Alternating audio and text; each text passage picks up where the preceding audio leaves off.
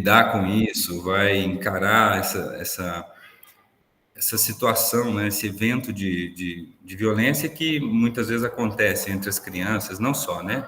O bullying não é só entre crianças, a gente está falando do bullying escolar, né? Normalmente, quando a gente está tratando desse tema, mas é um tema também que gera muita confusão, né? É comum, por exemplo, hoje em dia, até as crianças se referirem às agressões que acontecem no dia a dia como bullying, né? Mas o bullying, originalmente, ele era a descrição de um fenômeno mais complexo, né? De um fenômeno cujos impactos são mais sérios, né? E que, por isso, ele precisa ter uma definição muito clara, até para a gente separar ele de outras situações de violências que, ainda que não sejam adequadas, né? Mas que são mais corriqueiros, né, e cujas crianças normalmente vão vivenciar, né, como parte até do processo de desenvolvimento psicossocial, tá? Então, eu vou começar com essa fala com algumas situações que normalmente a gente classificaria aí como situações de bullying, tá? A minha pergunta aqui é a seguinte: quais dessas situações vocês acham que se configurariam como bullying? Tá? Eu vou colocar algumas aqui. Então, meu filho foi chamado por apelidos ofensivos durante a aula. Certo? Uma situação corriqueira, acontece em várias escolas, né? Outra: alguns colegas riram do meu filho e usaram palavras ofensivas para se referir a ele depois de ter errado a pergunta feita pela professora. Né? As crianças tiraram sarro. Algumas crianças na escola se recusam a brincar com minha filha na hora do intervalo. É outra situação também que pode acontecer. E amigas da minha filha fizeram uma montagem com uma fotografia dela e compartilharam na internet, né? Bom, a gente não está aqui no diálogo presencial, mas a ideia é: como é que a gente sabe se essas situações se configurariam como bullying, né? Bom, em princípio, eu não sei, se alguém quiser opinar aqui, se acha ou não, pode ficar à vontade, né? Quem consegue dizer se alguma dessas aqui seria bullying e qual delas seria? Alguém arrisca? Tem um chat aqui, não sei se tem chat. Bom, a questão é a seguinte: nenhuma delas pode, em princípio, ser chamada de bullying, tá?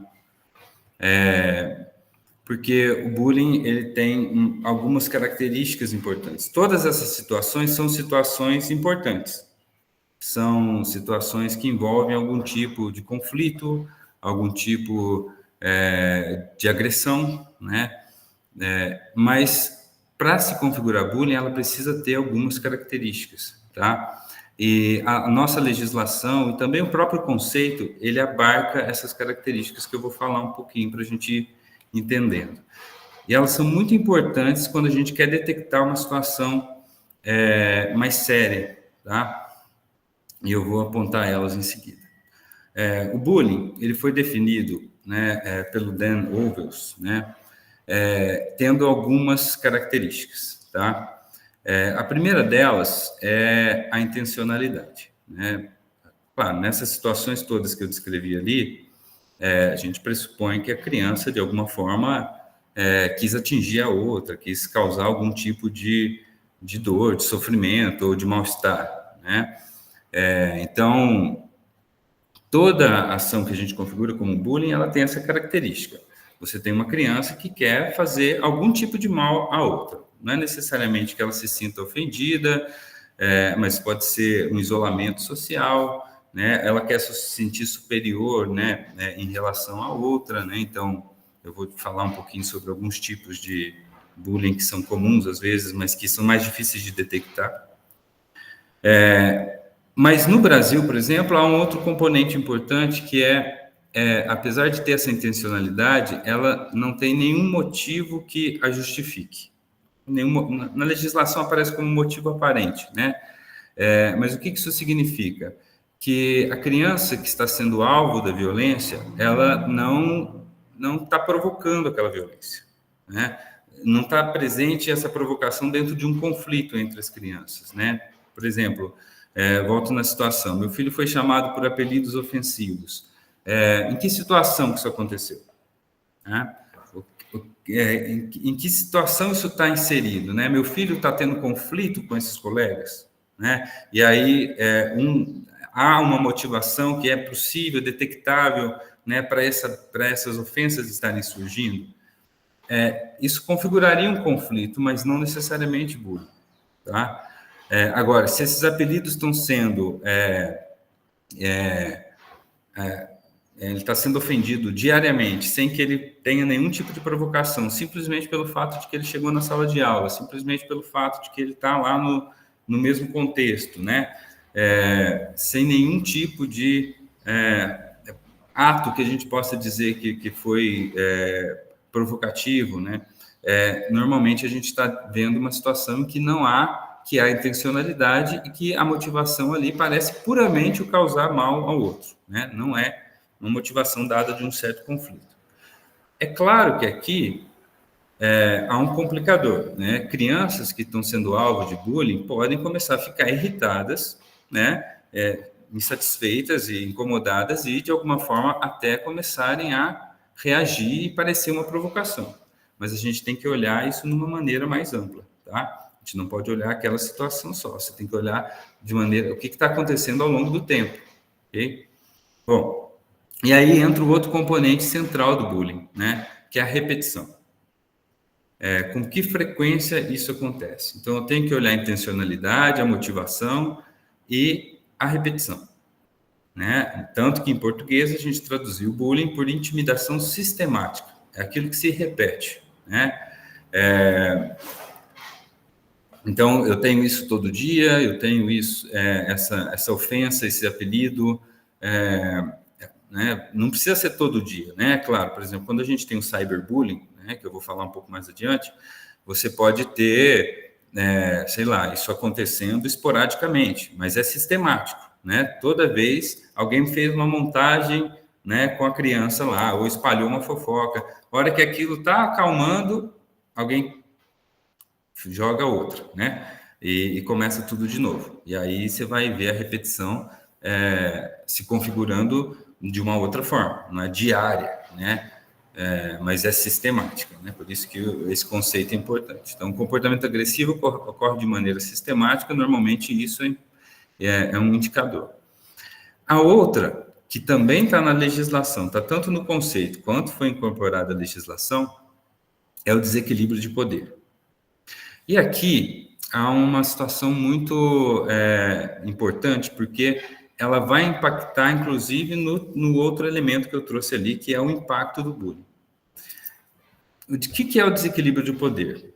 O desequilíbrio de poder está ligado a situações em que um grupo de crianças, principalmente os autores da violência, eles estão dentro de uma situação que pode ser em função de capacidade física, de influência social, de capacidade cognitiva e assim por diante, em que ele tem, de alguma forma, um poder sobre o outro. O outro tem pouca capacidade de reagir àquela situação, né? Então, por exemplo, a criança ela está sendo alvo de uma violência de um grupo de amigos que são muito coesos ali, que ninguém consegue confrontá-los, e a criança não tem como reagir aqui, né? Reagir àquela situação.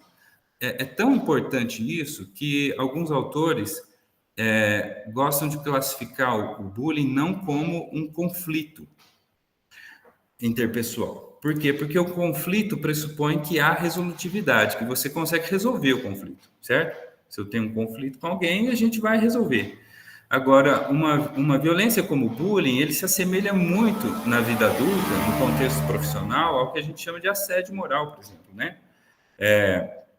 Se você está numa relação de trabalho, por exemplo, que o seu sustento depende daquele trabalho, daquele rendimento, e seu chefe te ofende, te humilha naquele trabalho, você, em certa medida, tem uma capacidade de lidar com aquilo muito menor, né, do que se você tivesse num nível hierárquico semelhante. A mesma coisa acontece entre as crianças. Então, se você tem um menino que é muito mais forte, né, que o outro, às vezes o poder é físico mesmo, né? Ou às vezes são crianças muito mais velhas que estão tirando sarro, que estão de alguma forma criando apelidos e criando situações de agressão a crianças mais jovens, por exemplo. Você pode ter um domínio aí cognitivo, né? A criança mais jovem não sabe nem confrontar aquilo, não sabe nem como se colocar diante daquela situação. Então, o desequilíbrio de poder pode aparecer de múltiplas formas. Então, uma criança que acabou de chegar na escola, uma aluna nova, está sendo, de alguma forma, agredida por crianças que já estão lá há muito mais tempo e que já têm uma rede social, aí há um desequilíbrio de poder. Né? Essa criança que acabou de chegar na escola, se ela não tem uma rede ali dentro de proteção, ela está numa situação de desvantagem ali muito importante. Então, isso tem que ser levado em consideração. Agora, por que isso aqui é tão importante? Porque quando a gente olha, por exemplo, tanto no dia a dia, quanto mesmo as pesquisas sobre esse tema, a chance de você ser vitimizado, né, por uma situação de bullying não depende do quão habilidoso socialmente você é. Então, uma criança com uma boa habilidade de fazer amigos, de ter uma boa comunicação, ela pode ser tão vítima de bullying quanto uma criança que não tem. Né? O bullying, por quê? Só pensar na situação. Geralmente, numa situação de bullying, esse desequilíbrio de poder é tão importante que se a criança for lá e falar para a professora, é capaz que no dia seguinte ela sofra mais violência ainda. Se ela fala para os pais, se ela se coloca diante do agressor, ela também vai voltar a sofrer mais violência. Né? Então, até a reação ao bullying tem que ser, né, algumas pessoas pensam que o bullying é uma situação normal e que as crianças podem aprender ali a se defender dentro desse tipo de situação. Mas quando você tem um bullying de fato que configura esse desequilíbrio, é muito difícil para a criança lidar com aquilo sozinha. Tá? Então, esse é um outro componente importante. E, por fim, a gente tem o impacto, né, que é um modulador relevante aí do efeito do bullying, né? Quer dizer, a criança começa a ter sintomas diversos, né? Podem impactar no desempenho da escola, vontade de ir para a escola, motivação. A criança pode ter sintomas de depressão, ansiedade, assim por diante. Então, normalmente, quando você configura o bullying, você tem todo esse cenário junto. Você tem uma intencionalidade com uma motivação que não é evidente, né? Ainda que possa existir do ponto de vista do agressor alguma motivação, ela não está conectada com algum conflito que é observável, né? Assim, é claro que né, o agressor pode ter algum incômodo específico com o outro, né? Aliás, isso é um dos aspectos importantes do bullying, né? A dificuldade de lidar com a diferença, mas isso é um componente que está presente. Você não consegue, quer dizer, o outro não está fazendo nada para provocar, não há nenhum conflito específico entre essas pessoas, né, ou essas crianças. A repetição e o desequilíbrio de poder, quando eles estão presentes, aí a gente diz que configura uma situação de bullying. Tá? Então, e aí o que pode estar presente, né, dentro das agressões? Quais são as mais comuns? Tá? Então, lembrando aqui que agressões configuradas em todas aquela situação. As mais comuns são agressões físicas, né? Aí varia de tipo, né? Desde de empurrões, de fato agressões mais sérias, socos, pontapés, né? Jogar papelzinho, né? E todos os tipos outros de agressões que as crianças e adolescentes às vezes criam, né? Os insultos, né? Os xingamentos de fato, né?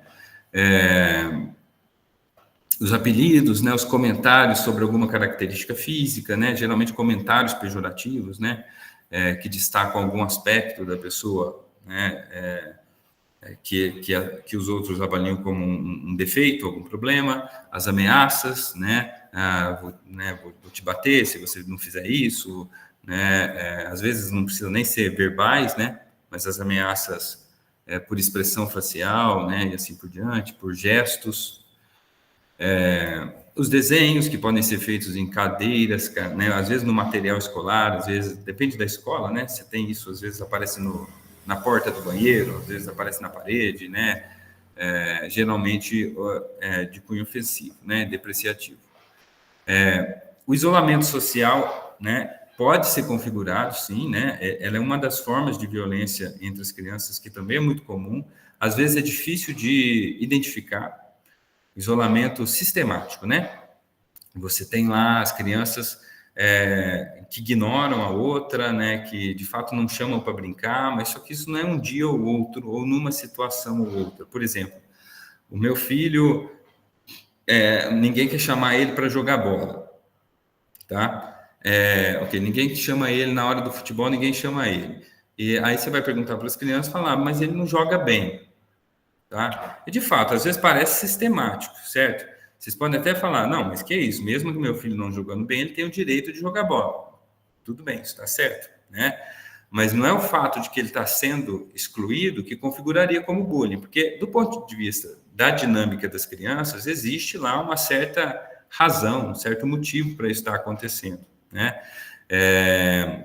Isso não quer dizer que a gente não tem que intervir, né? Mas geralmente esse isolamento, essa exclusão, não está nesse contexto muito visível, evidente, né? Quer dizer, é porque ele jogou bola ali, os meninos são muito competitivos, não gostam de, né? Ele não tem muitas habilidades e os meninos não querem aceitá-lo ali.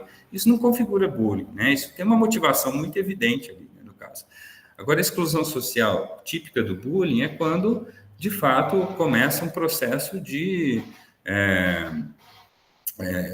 rejeição e de comentários, às vezes associados a piadinhas, né? A exclusão social vem geralmente, né? As crianças começam a falar umas das outras no recreio, aí daqui a pouco ninguém quer brincar com aquela criança, etc. Ela vai ficando estigmatizada ali dentro do grupo. E de fato, não há nenhuma razão específica para essa exclusão, né? Simplesmente, às vezes, alguém considerado ali um pária dentro daquele grupinho e as crianças fazem esse movimento, tá? E tem esse elemento de premeditação, tá? E aí o outro comum também são as piadinhas, né?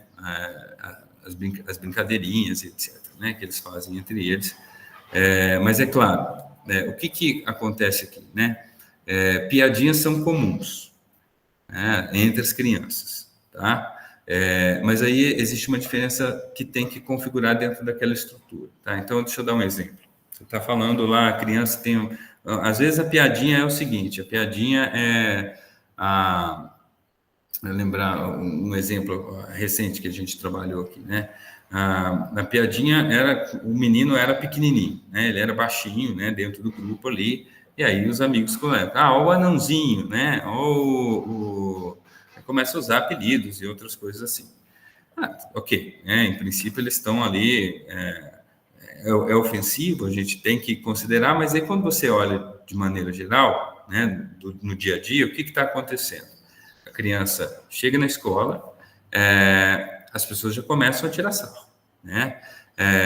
Ele vai jogar bola com as crianças, ninguém vai querer jogar com o anãozinho, o anãozinho quer jogar bola, não sei quem quer jogar bola, né? Aí ele se sente mal, ele fica lá isolado, ele não quer jogar bola, né? Ele vai falar alguma coisa durante a sala de aula, vem de novo aquela mesma piadinha, aquela mesma brincadeirinha, né? E o menino vai ficando cada vez pior, e as crianças vão rindo umas com as outras, né? E ele não tem como reagir àquilo, né? Aí vai se tornando sistemático, a criança vai se afastando, vai se isolando, né? Aí sim, né, você vai configurando uma situação de bullying, tá? Não é o fato de terem chamado ele um dia de anãozinho ou alguma coisa assim, né, que eu estou dando um exemplo recente, né? É o fato de que isso se configura de uma maneira sistemática e vai produzindo impactos, e a criança vai tendo menos capacidade de reagir àquela situação, tá? De novo, eu não quero dizer aqui que a gente não tenha que intervir quando há uma ofensa, né? É uma outra situação, eu vou falar um pouco mais sobre isso aqui. Mas que o bullying ele tem uma configuração muito típica, tá? Bom, agora, uma outra situação bastante problemática, e talvez alguns de vocês estejam já observando essas situações, né? Que é o que a gente chama hoje de cyberbullying, né? O cyberbullying é quando essa intimidação sistemática ela vai acontecer via tecnologias de informação, né? Ou alguma ferramenta. Normalmente, hoje em dia, via redes sociais, né? Via grupos de WhatsApp, aplicativos de mensagens e assim por diante, tá?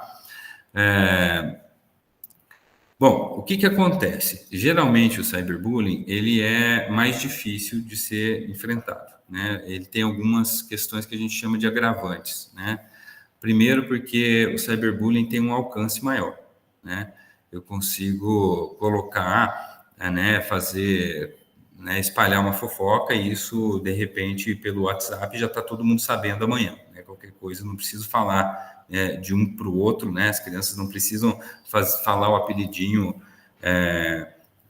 né, dentro do próprio grupo, eles podem espalhar isso na internet e, de repente, isso toma uma dimensão gigantesca, né? Todo mundo da escola está sabendo daquele apelido, daquela montagem que fizeram, daquele vídeo ou qualquer outra coisa, tá? Então, outra, a frequência de exposição, né? A criança vai ser, ou adolescente, né? Ele vai acessar aquela informação, toda vez que ela acessar a internet, ela vai ser exposta àquela violência de novo, e ela pode ir para casa e ser exposta àquela violência de novo, né, e assim por diante. Então, o cyberbullying, ele torna né, a violência do bullying, né, na verdade, as ferramentas tornam né, o alcance dessa violência maior e um impacto mais severo, tá? A outra questão é você ainda tem um problema ainda maior de unilateralidade, né? Quer dizer, como é que você vai... Está tudo sendo espalhado, as informações espalhadas na internet, as pessoas falando de você, e como é que você vai responder a isso, né?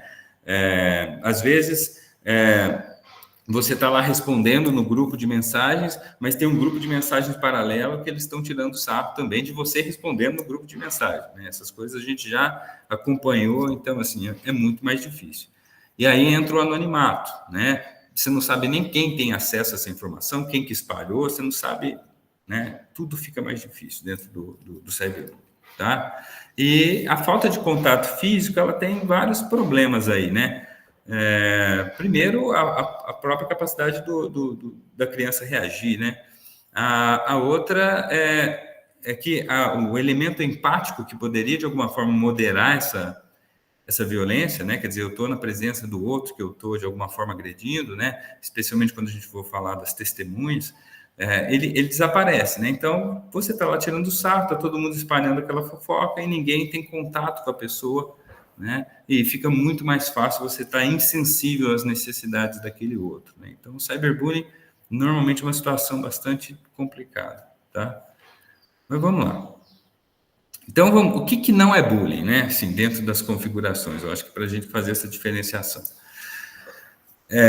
Geralmente, quando a gente tem conflitos que são ocasionais e solucionáveis, tá? Ou seja, situações que acontecem de vez em quando, né? E que, de alguma forma, a gente consegue resolver via mediação, via diálogo, via processo de reconciliação. Então, as crianças brigaram, uma ofendeu a outra, e aí buscou entender o que foi que aconteceu, as crianças pedem desculpas, às vezes não pedem desculpa, mas a situação não acontece mais, entende a situação, né?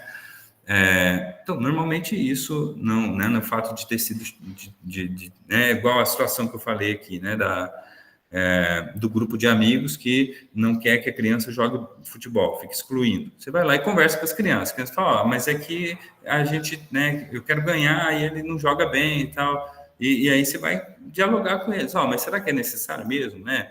Sempre vencer o jogo? Será que não é também... não, tudo bem, vai, né? As crianças colocam o outro lá. Você entendeu que havia um conflito ali entre eles, né? Porque um grupo ali era mais competitivo, você mediou, né? E essa situação resolveu. Normalmente no bullying isso não é muito eficaz, né? Você percebe que mesmo as tentativas de mediação fazem com que a coisa não consegue inibir o bullying, né? A violência continua, às vezes ela muda de configuração, ela sai do presencial, vai para o virtual, ou ela fica mais sutil, ela para de ser uma agressão e vira uma piadinha que eles ficam escrevendo no caderninho um para o outro, né? Então, geralmente, quando você tem bullying, você vai percebendo que ele não responde ou ele muda de característica na medida que você tenta mediar ou resolver aquele problema, tá? O outro elemento é a mutualidade, né? Que aí é óbvio, né? todos os envolvidos têm algum nível de responsabilidade sobre o desentendimento, tá? E a motivação da agressão está relacionada ao conflito. Então, há uma responsabilidade mútua. As duas crianças, de alguma forma, estão envolvidas naquele conflito. Quando você observa isso, né, a gente chama que há uma mutualidade ali. Então, tem a ver com a questão, é o oposto à falta de motivação aparente, certo? Não, realmente, né, aquele menino está provocando meu filho, mas meu filho também está provocando ele e assim por diante, né? Esses dias, por exemplo, a gente estava fazendo um trabalho com algumas crianças e as crianças falaram dessa forma para a gente, falaram assim, estavam citando situações de agressão e aí elas falaram, né? Ah, não, mas eu tô sofrendo muito bullying na escola, né? Estão tirando muito sarro. E aí, né? Como é que vocês estão lidando com o bullying? Não, a única forma de lidar com o bullying é fazer bullying também, né? Mas olha o entendimento da criança. Na verdade, ela ofendia de volta e ficava nesse movimento, né? Então, eles estão com conflito, né? Eles estão lidando com essa questão das agressões mútuas e ela responde da mesma forma, né? Então, há um processo de responsabilidade ali de ambos, né? Na verdade, não configuraria necessariamente bullying essa situação, tá? E, por fim, o que a gente chama ali de igualdade de poder. Isso é muito difícil de definir, tá, gente? Esse é um dos pontos mais complicados, né? Como é que você vai definir se a criança tem realmente o mesmo nível de capacidade de lidar com a situação? Mas normalmente isso é importante considerar, né? Os envolvidos têm possibilidades mais ou menos equivalentes de se defender e expressar nesse conflito, né? Quer dizer, por exemplo, uma criança que ela tem um grupo de amigos, né? Tem um grupo de crianças que tira sarro dela, mas ela tem um grupo de amigos o qual ela pode contar e que também eles acabam entrando em conflito com o outro. Ela tem um suporte que permite a ela lidar com aquela situação, né? Geralmente isso vai configurar um elemento de menos desigualdade ou de até igualdade, tá? Mas a gente tem que observar bem isso, tá? Que esse é um ponto relevante da identificação do bullying. Bom, vamos lá. Agora, algumas coisas que ajudam a gente a identificar se o bullying está, além da própria caracterização da violência, alguns sinais, tá? Então, em crianças, os sinais mais claros, normalmente, são as mudanças repentinas e marcantes de comportamento, né? A criança fica muito irritada, fica muito triste no canto, não quer falar sobre a escola, não quer falar sobre que, né? Você pergunta sobre a escola, se ela falava, né? Porque tem crianças que já não têm o hábito de falar, mas ela para de falar, você toca no assunto da escola, ela começa a chorar e assim por diante. Isso está se repetindo, normalmente é um sinal importante, tá? E o isolamento também. A criança não quer mais conviver com os amigos, né? No recreio ela quer ficar lá no canto dela. Geralmente são sinais. Pode ter efeito no desempenho, né? Algumas crianças, de fato, como elas ficam muito preocupadas, às vezes, durante a aula com a violência, elas começam a perder capacidade de concentração, elas começam a ficar ansiosas, e isso vai ter impacto no desempenho, tá? E muitas vezes perda de interesse também na matéria, né? Uma criança que gostava de estudar, etc., ela começa a perder esse interesse. Você pode ter sintomas físicos, né? Podem ter até alguns sintomas psicossomáticos, né? Associados a problemas de pele, problemas respiratórios, mas pode ter dor de cabeça, né? Dores de estômago e assim por diante, né? Que pode estar associado à ansiedade, ao medo, né? De ir para a escola. E a relutância em ir para a escola, né? Não quero, a criança começa e fala, não quero mais ir para a escola. Claro, né, gente? Aqui eu falei, não relacionado a outros fatores, né? A criança não quer mais ir para a escola porque está com dificuldade na disciplina, está com dificuldade, sei lá, na área acadêmica mesmo, ou por qualquer outra razão, não está gostando de comer, né? Sei lá. Tem que excluir outras questões. Mas essa relutância é um sinal importante também. Às vezes a criança ela pede para chegar um pouquinho mais atrasada na escola, ela não quer encontrar os amigos na entrada da escola. Geralmente esses são sinais importantes, tá? Ok? Agora, ao outro lado também, né? Se você está suspeitando, por exemplo, que o meu filho possa ser um autor, né? Um agressor, né? No caso do bullying. Então, a gente tem que sempre olhar. A criança repete esse comportamento agressivo, intimidatório com colegas. Então, assim, por exemplo, uma criança que é autora de bullying, né? Normalmente, ela também pode apresentar isso com outros colegas de maneira mais esporádica, é o padrão dela de relacionamento, tá? É claro que isso pode acontecer entre qualquer grupo de crianças, mas você tem alguns perfis, né, que normalmente são com mais frequência autores de bullying, tá? Normalmente tem dificuldade de seguir regras, né, e normas da escola, etc., confrontam professores, né, podem ter alguns padrões, né, de oposição. São crianças que têm dificuldade de lidar com a diferença. Aí, esse é um ponto muito importante, que é muito comum no bullying, né?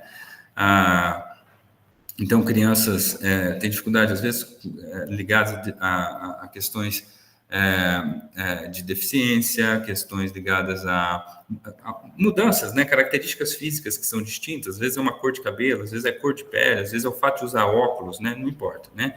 Normalmente é uma criança com alguma característica discrepante, assim, e essa criança, normalmente, você vai perceber isso, às vezes, né? Você está no parquinho, na praça com a criança, né? Ele vê uma criança um pouco diferente, ele já ri, já acha engraçado, né? Já aponta, assim, né? Mas também tem essa dificuldade porque às vezes a criança que está sendo alvo, ela é uma criança, às vezes, sei lá, às vezes é muito inteligente, né? Ela tem uma inteligência acima da média e ela vira alvo, né? Então, esse é um aspecto importante. E aí, geralmente, também são crianças que têm algumas dificuldades com empatia, né? Tem dificuldade de reconhecer o que é que o outro está sentindo. Você pergunta para ela, mas você consegue imaginar ou pensar o que o seu amigo sente quando você faz isso, né? Não, né? A criança tem dificuldade de perceber isso, né? E isso é um sinal importante de que você pode ter porque isso explica às vezes o processo de violência sistemática, né? Ele tem dificuldade de se sensibilizar ao que o outro está sentindo, tá? Bom, quem que normalmente participa do bullying? Isso vai ser importante, tá? Porque normalmente a gente fala do autor e do alvo, né? Mas há vários elementos, né? Há uma figura importante no cenário do bullying que a gente chama de testemunhas, tá? Testemunhas são todas as crianças que acabam vivenciando indiretamente o bullying, tá? Então, essas crianças podem estar participando, e elas podem também se sentir mal nessa situação, né? Ficar com medo em função da violência, elas podem ser coniventes de alguma maneira, né? Elas dão risada, elas acham graça, né? Ou elas podem ignorar, né? Ficar com medo e acabar ignorando, não contar para ninguém, assim por diante, tá? Então, às vezes você vai perceber, né? Os pais, normalmente, eles quando eles recebem informações sobre isso, eles recebem, às vezes, nem sempre da criança que está sendo alvo, né? Mas de uma criança que está vendo isso acontecer, e etc., e fica preocupada. Então, quando a gente trabalha com intervenção, por exemplo, trabalhar com os testemunhos é importante, porque elas têm um papel nesse processo, tá? Bom, deixa eu ver aqui. Tá, agora eu vou falar algumas dicas, assim, eu vou falar umas dicas gerais, mas como alguém que tem trabalhado com essa situação, tudo depende de cada criança, de cada contexto, tá?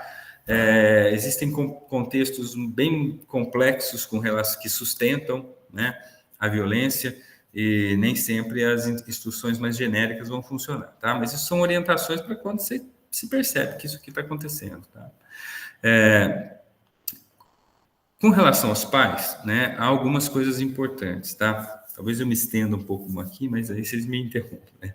É o seguinte, uma das coisas que a gente costuma sugerir para os pais é manter uma comunicação mais positiva com os filhos, tá?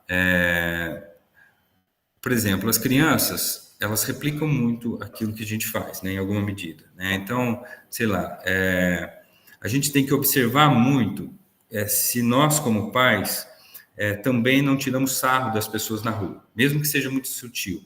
Olha lá aquela pessoa com, né? Às vezes um comentário capacitista, né? Com preconceito com pessoas com deficiência, né?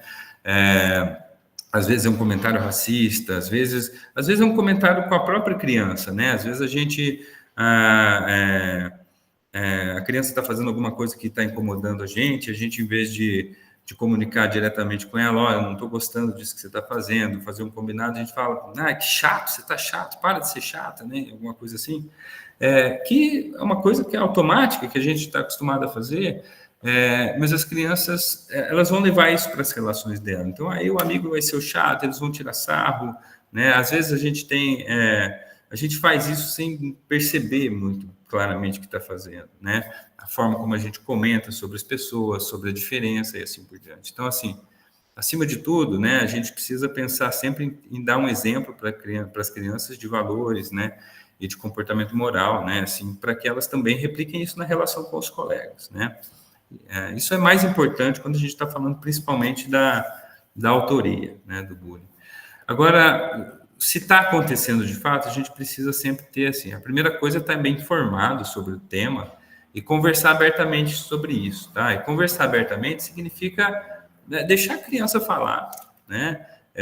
Acreditar que ela está, o que ela pode estar vivenciando. É claro que você tem que, às vezes, pensar e ajudar a criança a pensar em formas de lidar com determinados conflitos e assim por diante, mas conversar abertamente sobre isso mesmo, assim, falar, olha, o que está acontecendo, o que as crianças estão fazendo com você, como é que você está se sentindo, né?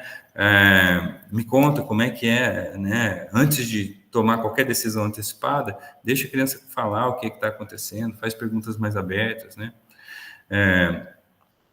E se seu filho for, se suspeitar que seu filho for um autor de bullying, conversar sobre isso também com ele, né? De explicar o que é bullying, dizer que não é correto fazer e assim por diante, né? Então, ter essa conversa mais direta. Tem pais que, infelizmente, às vezes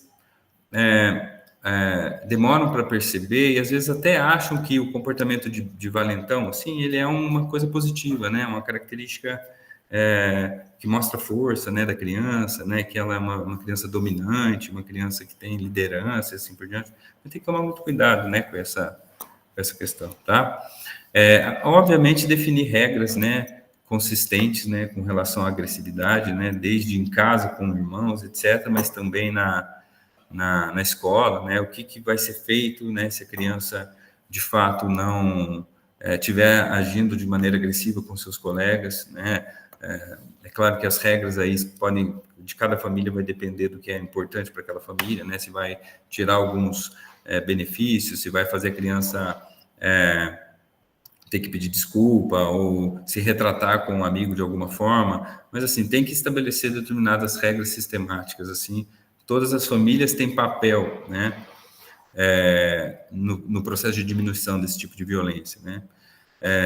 Se você está falando de uma criança que está sendo alvo, a gente sempre trabalha muito no âmbito de fortalecer as potencialidades delas, né, valorizar aquilo que elas têm de características positivas, né.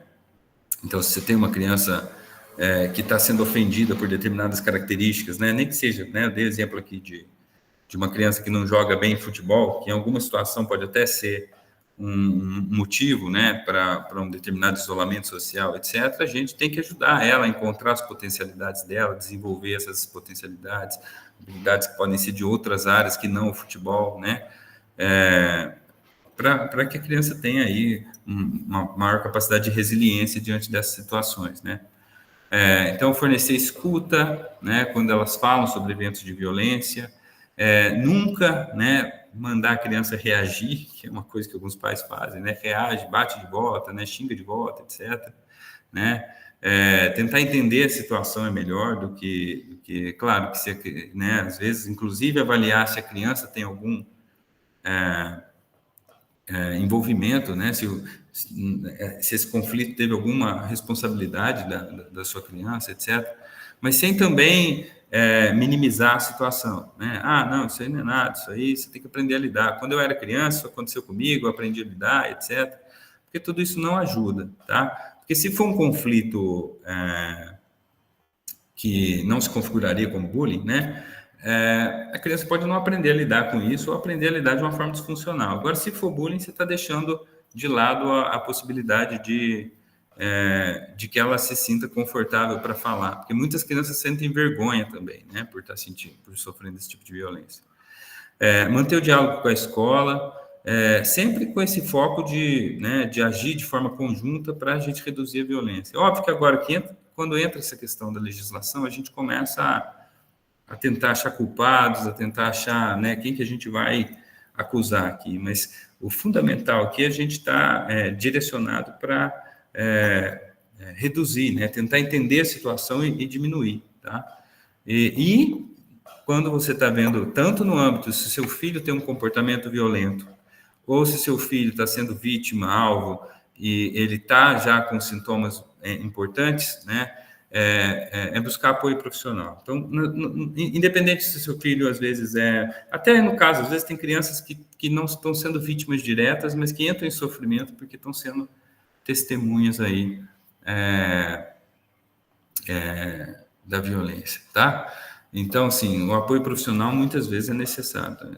Normalmente o pessoal da área da psicologia, né, tem competência para atender, mas não só, tá? E outros profissionais aí depende da situação, ok?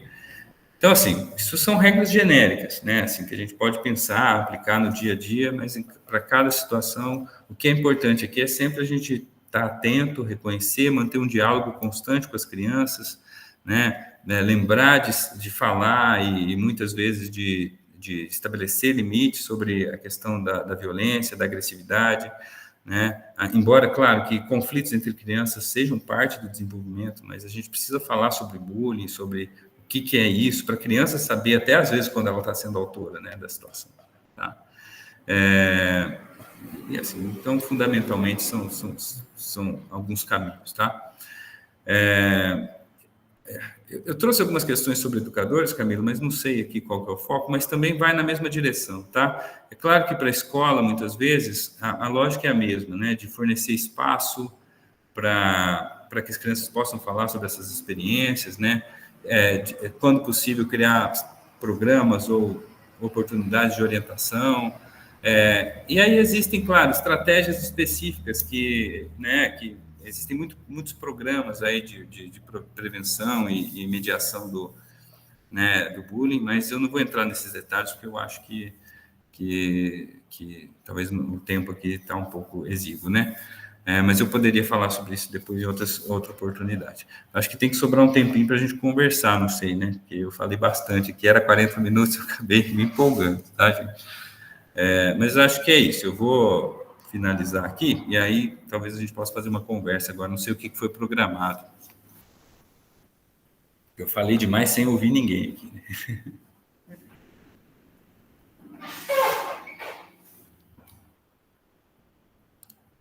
Não sei se alguém quer comentar alguma coisa, quer fazer uma pergunta, quer tirar alguma dúvida, né?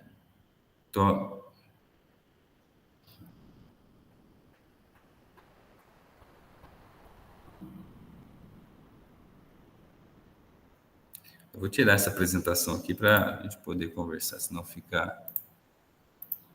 Isso. Lucas, só pontuando aqui algumas coisas, né, que você trouxe ali que configuram, né, o bullying e tal. Acho essa questão da plateia, né, acho que é uma coisa muito... precisa existir uma plateia, né?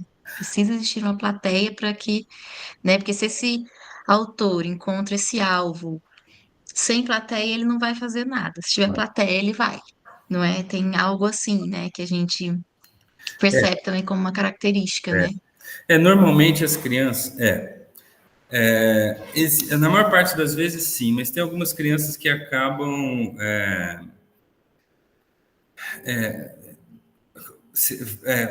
fazendo, né, violências, né, a gente vê em algumas situações em que mesmo uma criança que às vezes é mais isolada, ela socialmente, ela acaba entrando nesse processo de ficar fazendo um apelidinho, de agredindo alguma criança, mesmo até por uma motivação de se sentir melhor, né? Assim, de se sentir bem, de se sentir... Não necessariamente... normalmente tem uma plateia, né? As crianças que riem, que dão suporte, assim por diante, mas há algumas situações em que isso não está necessariamente presente, tá? Até porque existem... a gente observa em algumas situações crianças que às vezes sofreram bullying, que elas passam a se tornar autoras, né? Sim. como uma forma até de lidar, é um ciclo um pouco complicado, né? Porque que acaba justificando, né? Eu sofri aquela violência, assim por diante, então é como se agora, né, para descarregar aquilo, aquela na Ou até experiência como um mecanismo de proteção, né? de proteção. Então, assim, É. mas normalmente tem uma plateia, né? Você vê isso muito presente, né? Tanto no isolamento social, né, que às vezes acontece, que tem diferenças de gênero, né, tem diferença de série, tem algumas particularidades aí, né? Você vai tendo, por exemplo, uma agressão mais explícita com as crianças mais novas, né? Quando as crianças vão envelhecendo, essa agressão fica mais sutil, ela fica mais social, né? Ela entra num outro âmbito, né? Mas sempre tem algumas pessoas que estão vendo, né? O autor normalmente está num grupo social que aprova o que ele está fazendo, né? Que acha aquilo interessante, né? Pode até às vezes não achar legal de fato, mas tem essa questão do poder, né? De estar ali, ser uma pessoa influente, uma pessoa mais popular, etc. E acaba mantendo, né? A situação. E muitas vezes essa plateia não fala, né? Por conta também de não querer assumir esse papel de alvo também, né? Enfim, né? Não, Essa questão também. geralmente, quando a gente está trabalhando com as crianças que estão de plateia ali, né, você vê vários efeitos, né? O temor é uma delas, né? Elas têm medo de falar, né, de confrontar, de questionar a própria violência, né, com medo do que pode acontecer. Na verdade, muitas vezes elas veem que isso acontece mesmo, né? Assim, quando alguma criança tenta confrontar, tenta se colocar, ela acaba sendo vítima de violência também, né? Então, isso é um medo que muitas vezes é pautado em coisas que elas observam, né? Oi, boa tarde. Boa tarde. Bom, eu tenho algumas dúvidas, na verdade, assim, e gostaria de saber a sua opinião também sobre. Tá. Primeira coisa, sobre o processo de criminalização, né, do bullying, do cyberbullying, qual que seria a sua opinião sobre? É, e qual que é o problema disso para a resolução de conflitos? Que na verdade já é uma violência e não tem possibilidade de ser resolvida por resolução de conflitos. E a segunda pergunta é o método de tratativa do bullying, do cyberbullying, que a Flávia compartilhou com a gente. Eu não tive tempo de estudar ainda, mas eu preciso estudar. E até se você tiver alguma referência sobre o método de preocupação compartilhada, que é a forma de tratativa do bullying, ou se você tem alguma outra sugestão de como que os educadores na escola podem trabalhar fazer essa tratativa do bullying. É isso. Peraí. É o seguinte, sobre a legislação, eu acho que é o seguinte, quando você criminaliza, é claro que tem uma questão ali, o bullying não está sendo considerado só ali o bullying escolar, né? Ele acaba incorporando o bullying em outras relações também, né? Relações de trabalho, relações, né, entre adultos, assim por diante, né? Eu acho que entra como uma tipificação criminal, né, de um tipo de conflito ali, sério, né?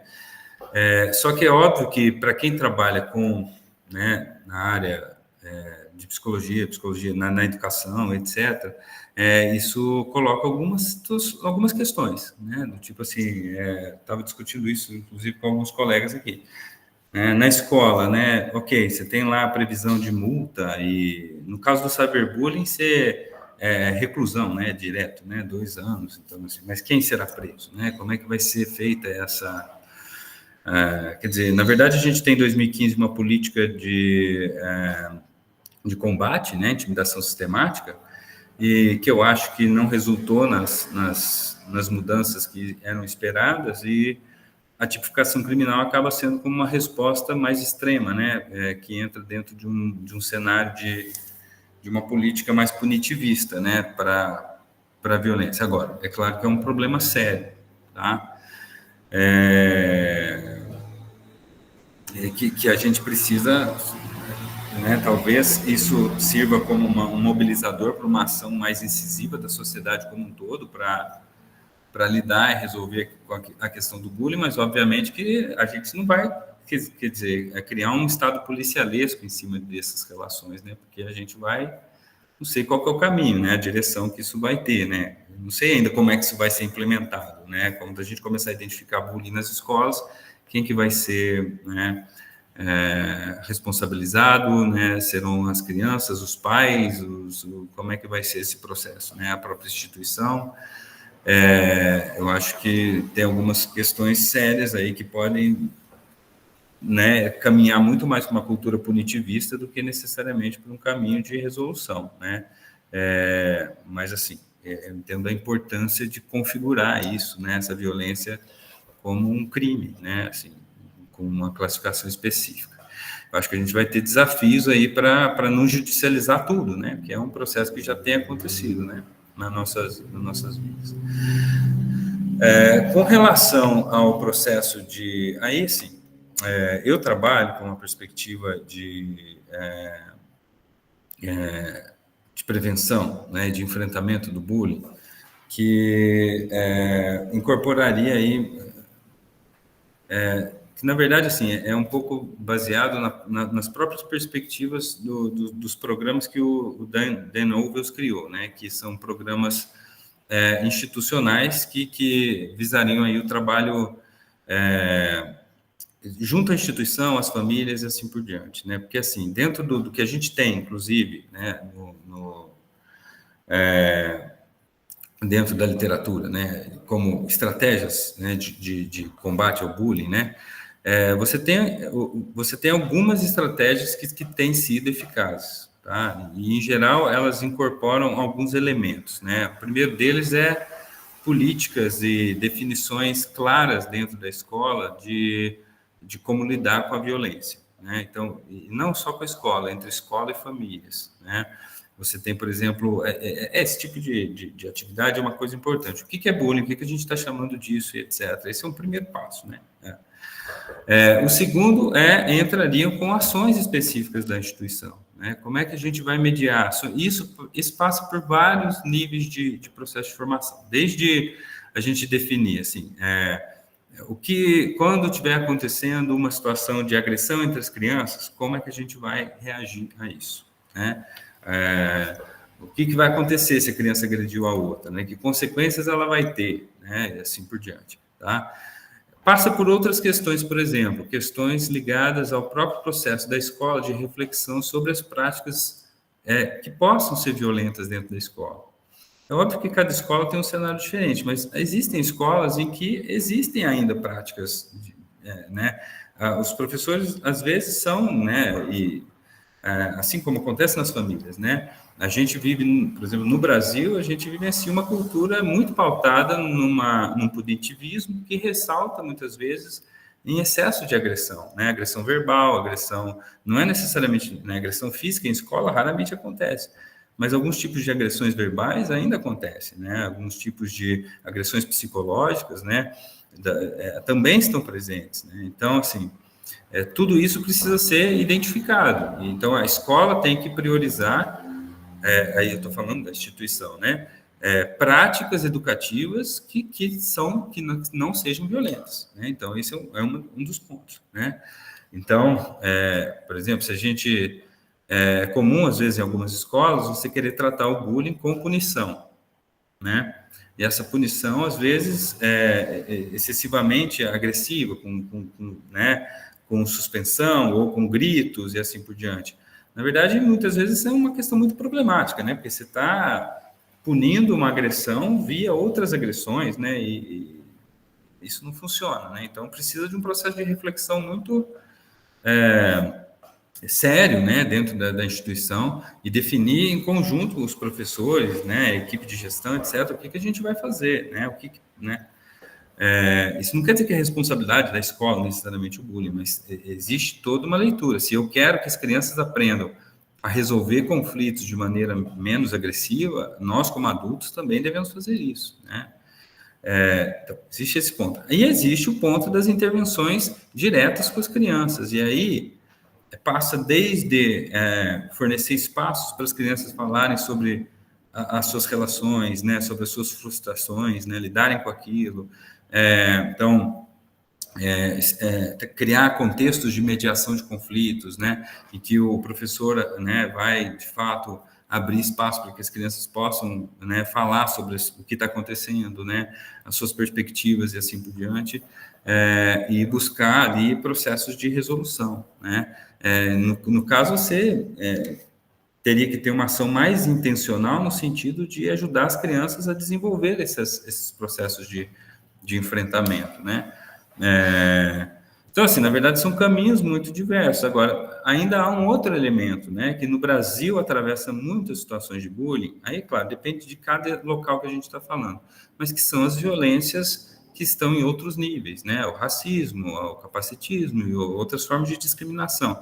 Isso também atravessa a violência que aparece nas crianças. Então, às vezes, tratar desses temas é necessário na escola para você inibir, né, determinados tipos de violência. Então, assim, o bullying é um cenário muito complexo, né, né, ele não é simples, porque ele se sustenta também por várias outras práticas que estão presentes na nossa vida, né. Então, mas há modelos, né, de mediação, há modelos específicos de estratégias de enfrentamento, né, que têm tido algum resultado, mas assim, eu acho que cada cenário, acho que cada escola, porque assim, a gente acompanha escolas diferentes, às vezes escolas públicas, escolas em bairros violentos, escolas em bairros menos violentos, diferencia, né, são situações bastante distintas. Mas existem múltiplos caminhos, assim, né, que a gente tem identificado como formas de resposta ao bullying, né? Mas não é fácil, não é simples mesmo, né? Eu acho que, mas voltando para a sua primeira pergunta, eu não sei se a criminalização vai ser o caminho, a resposta, né? Eu tenho a impressão que, dada a complexidade do fenômeno, não vai resolver, não vai criar alguns outros mecanismos, né? Mas essa é a minha impressão, né, de quem tem acompanhado isso há um tempo já e, né, que sabe das dificuldades de lidar com o bullying, assim, né, considerando todo o cenário da educação, né, das dificuldades que a gente tem, da violência na família, né, quer dizer, atravessa outras dimensões também, né? Tá? Bom.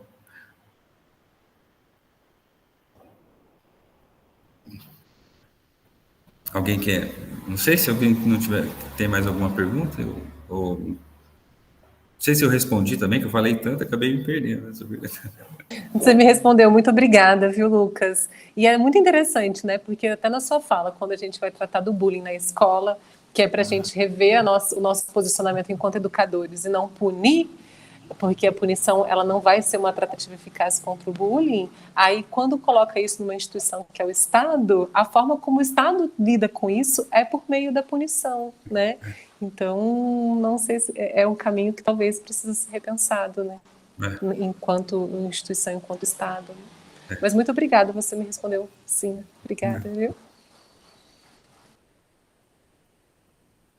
E uma questão também, né, Lucas, que você trouxe, que eu achei bem interessante, é do conflito, né? Que é importante acontecer. Ele existe, né? Faz parte, né? Se não tem conflito, tem algo estranho, né? Porque é normal ter conflito entre eles, né? E são oportunidades ali de desenvolvimento, né? Essa questão do conflito e tal. Você pode falar mais um pouquinho sobre isso? Não, claro, eu acho que, assim, as crianças, o conflito entre elas, né, é uma coisa natural, quer dizer, vai acontecer, não tem como a gente evitar, né? É claro que as formas que aparecem dentro desses conflitos, por exemplo, vou dar um exemplo recente, né, também de outro, a gente estava acompanhando uma escola em que um menino foi suspenso porque ele fez uma ofensa racista a um colega, né? Então, assim, num conflito cotidiano, assim, né? Estavam lá brincando, aí alguma coisa, xingou o outro, foi uma ofensa racista. Essa escola definiu que não levaria, né, que ofensas racistas não seriam aceitas ali, né, até porque é um crime mesmo, né, então decidiram tomar alguma atitude com relação a esse menino. Esse menino foi provocado, né, dentro de uma situação de jogo, etc. Mas a provocação, né, foi ali o menino que provocou também, né, teve lá, foi encaminhado, etc., foi ouvido o diálogo, mas como ele respondeu a isso com uma agressão racista, a escola decidiu tomar uma atitude. Então, aí, assim, o conflito é normal em certa medida, né? Então, aí mas a escola precisa, às vezes, mas existem algumas agressões que as crianças fazem, entre elas, que talvez a gente precisa definir, assim, que já não é aceito, né? Assim, do ponto de vista, né? Nesse caso, a escola está comprometida ali, né, com uma postura antirracista, etc., e tomou essa decisão, né? E outros tipos de violência também, né? Então, assim, as crianças têm conflitos. Então, por exemplo, uma criança que tem dificuldade de aceitar um coleguinha que tem autismo, né? É normal? É normal, as crianças têm dificuldade de aceitar a diferença. Mas a gente pode trabalhar na mediação, nesse entendimento, né? Vai surgir conflitos, talvez as crianças fiquem irritadas com a criança que é diferente ali na sala, às vezes faz um apelidinho, a professora precisa intervir, né? E precisa explicar, assim, a gente não precisa só porque em um momento apareceu uma situação de que eles tiraram o sarro do colega que chegou ali, que a gente vai criar um alvoroço todo. Às vezes você só tem que mediar, entender por que você, né, xingou o colega dessa forma. E aí é o processo da criança até aprender que por que eu xinguei, né? O que eu pensei sobre ele, né? O que eu não entendo sobre o outro, que eu preciso entender para não reagir dessa forma. Toda essa aprendizagem é importante. E é papel da gente aceitar esse processo e saber mediar, né? Levar as crianças ao entendimento do outro, né? A quem é essa pessoa com quem eu me relaciono, por que eu devo respeitar o outro tal como ele é, e assim por diante. Mas isso não se dá sem conflitos, é igual no nosso dia a dia mesmo, né? Quando a gente tem que lidar com alguma coisa diferente, a gente entra em conflito, às vezes fica... então, assim, eu acho que isso faz parte do processo, mas é claro que existem, né, violências que a gente precisa intervir de alguma forma, né? Assim, o conflito, se ele está sendo resolvido sempre predominantemente de forma violenta, agressiva, seja ela verbal, né, física, etc., a gente precisa de alguma forma também atuar, mesmo que ainda não seja bullying, né? Aí são duas coisas diferentes. É você tomar uma decisão sobre o comportamento agressivo de maneira geral e tomar uma decisão sobre o bullying. Aí são níveis diferentes de problemas, né? Que a gente teria, a gente pode dizer assim. Agora, o conflito entre as crianças é normal e realmente ele é parte necessária do desenvolvimento, né, social, interpessoal e assim por diante, né? Tá.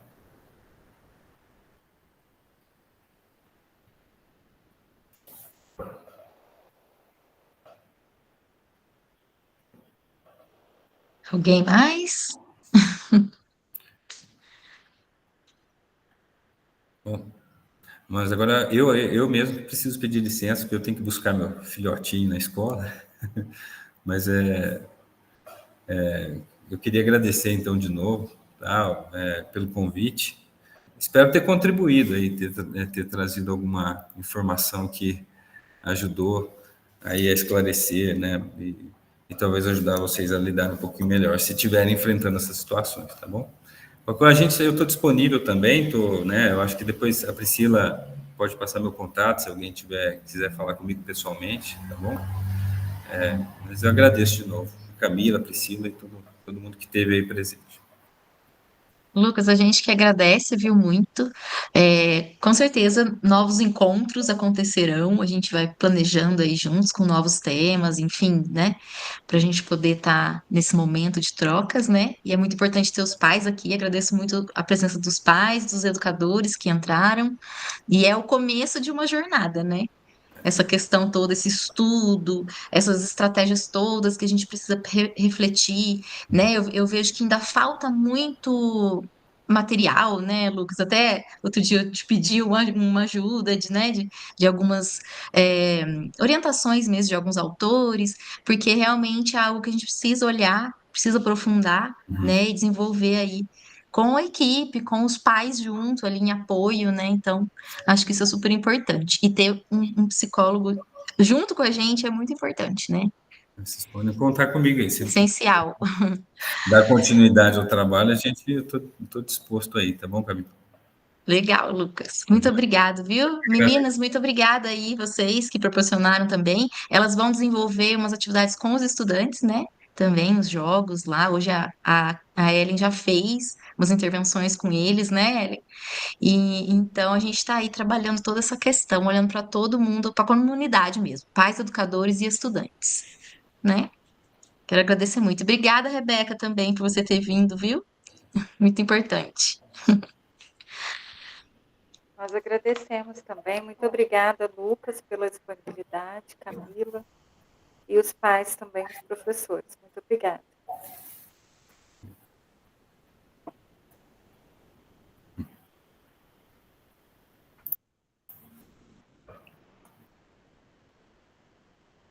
Tchau, pessoal. Boa semana a todos, então.